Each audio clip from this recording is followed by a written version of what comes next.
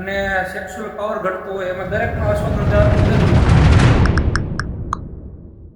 આજે હું તમને અશ્વગંધા શું છે અને અશ્વગંધાના શું ફાયદા છે એ તમને વાત કરવા જઈ રહ્યો છું. સૌ પ્રથમ પહેલા તમે જોઈ લો, અશ્વગંધાનો છોડ છે અને અશ્વગંધાના છોડની અંદર આ ઝીણા ઝીણા બી આવે છે અને આ બી એકદમ કેસરી કલરના હોય છે, તમે જોઈ શકો છો.